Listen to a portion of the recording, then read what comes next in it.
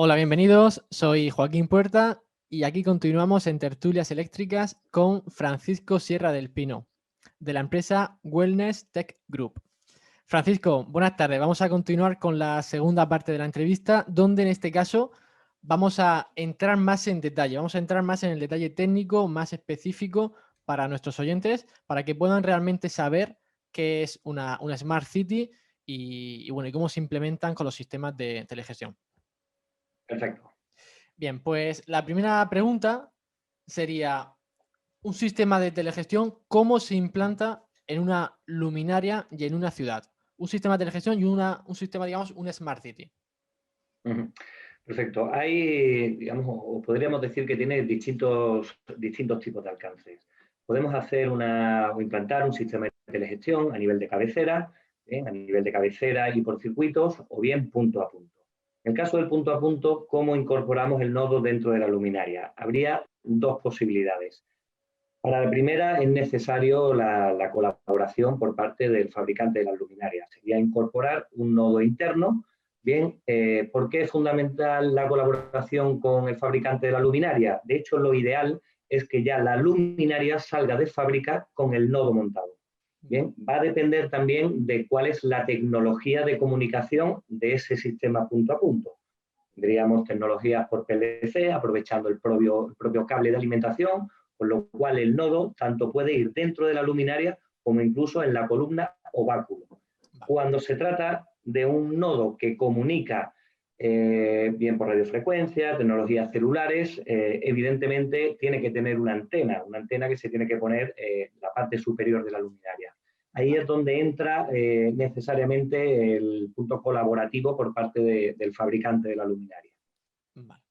Porque es el modo también, si sale esa luminaria sale de fábrica ya montada con el nodo y con su antenita, el instalador no tiene que tocarla, no hay riesgo de pérdida de garantía, bien, y todo pues se lleva bien, a buen cauce.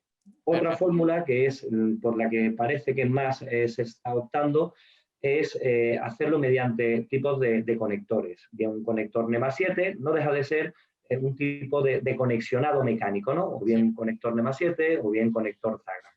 En tal caso, la luminaria simplemente tiene que venir dotada de ese socket, ese conector, bien, donde poder colocar el nodo.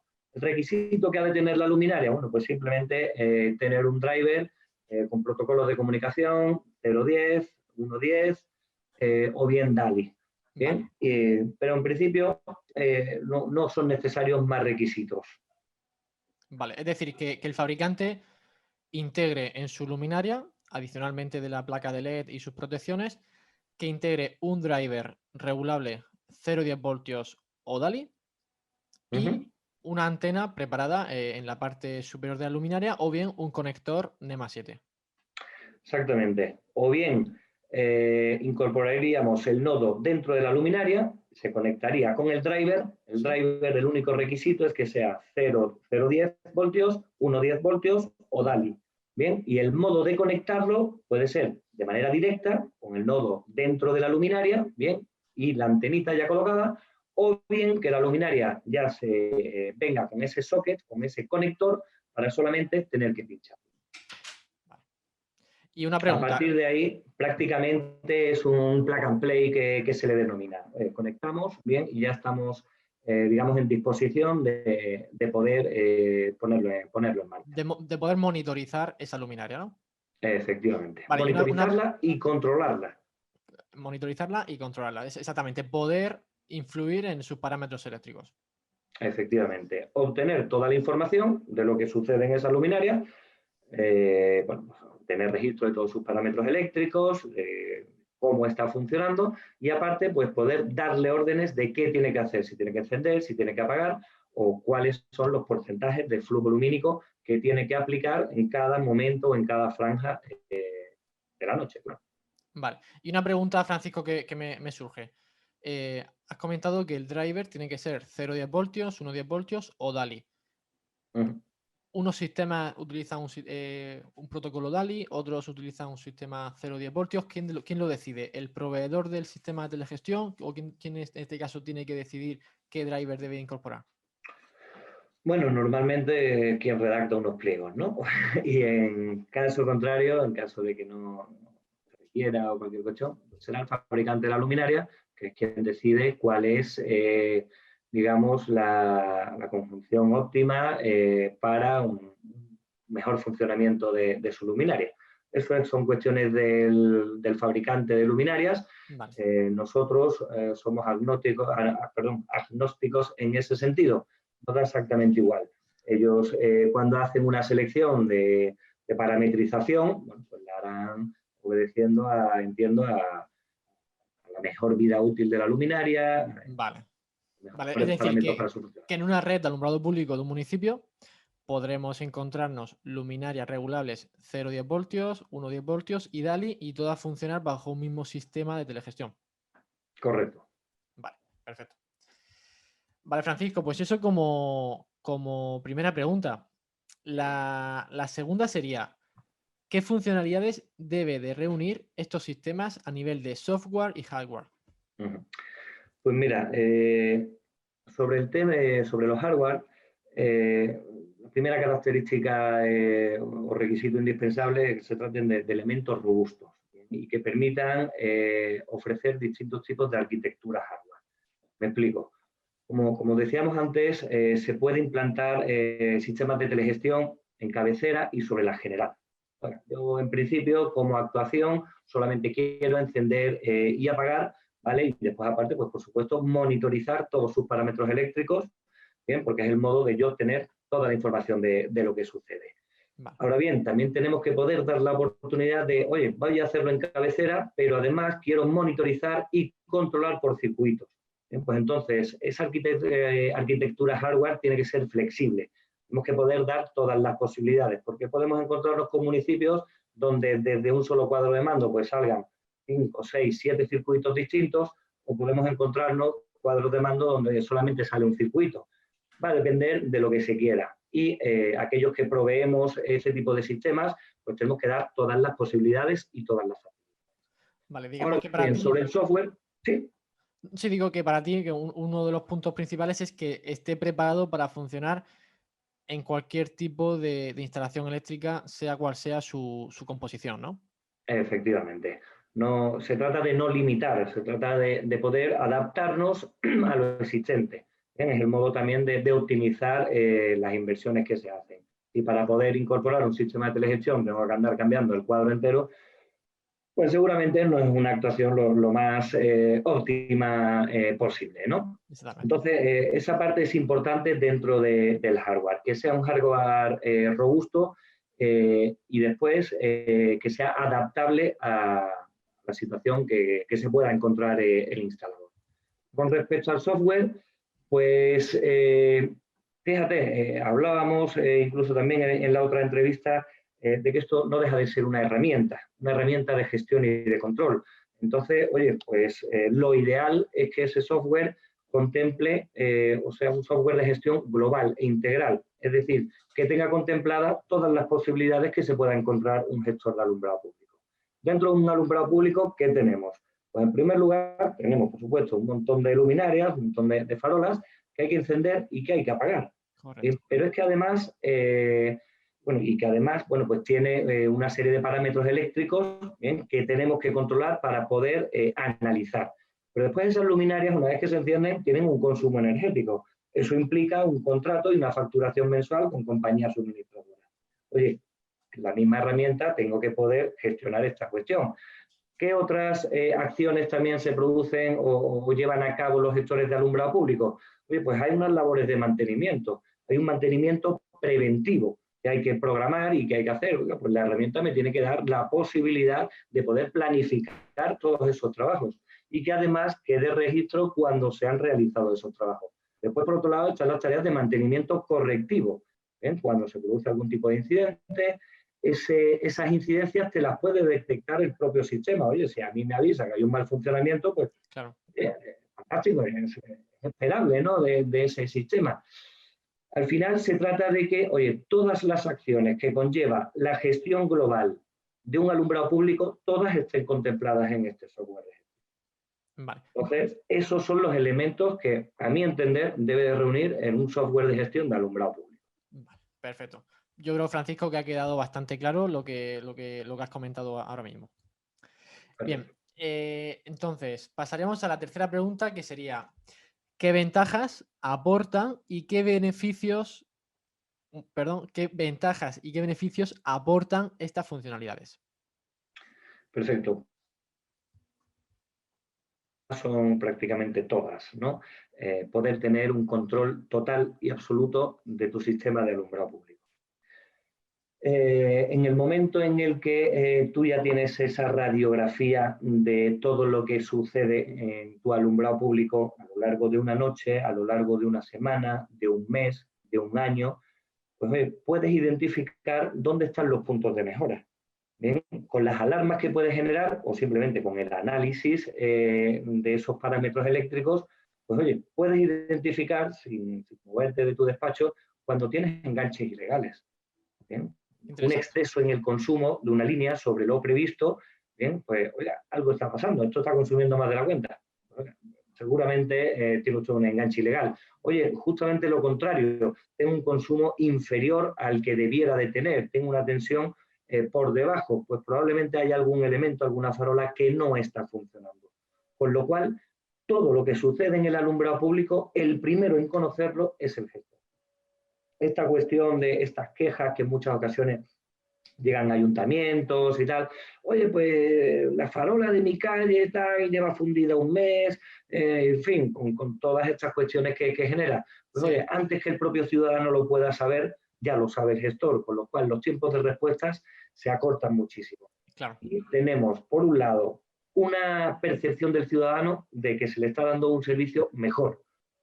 O incluso, fíjate lo que te digo, si no hay ningún tipo de indicación por parte del ciudadano, es que no hay problemas. Correcto. Claro. Y eso es muy, muy importante. En segundo lugar, dota al gestor de todas las capacidades, porque como tiene todo el conocimiento de lo que sucede en su alumbrado público, pues oye, primero, sabe qué es lo que sucede y por lo tanto conoce dónde están los puntos de mejora.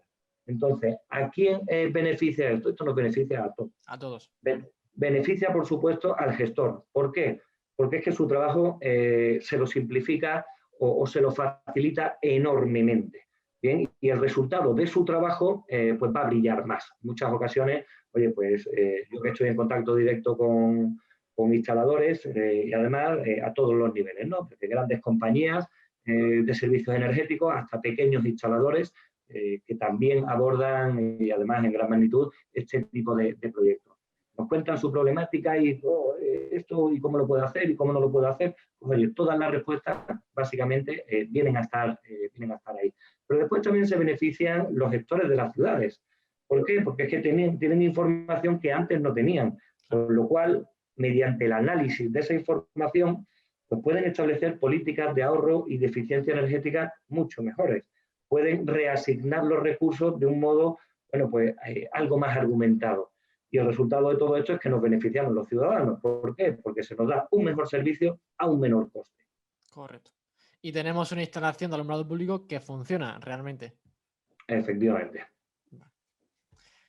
Perfecto, Francisco. Pues yo creo que como ventajas, la verdad que muy interesante, sobre todo lo que has comentado de poder detectar consumos que no están considerados, que se pueda romper una luminaria y saber exactamente que una luminaria ha dejado de funcionar. Ese tipo de herramientas creo que es bastante importante.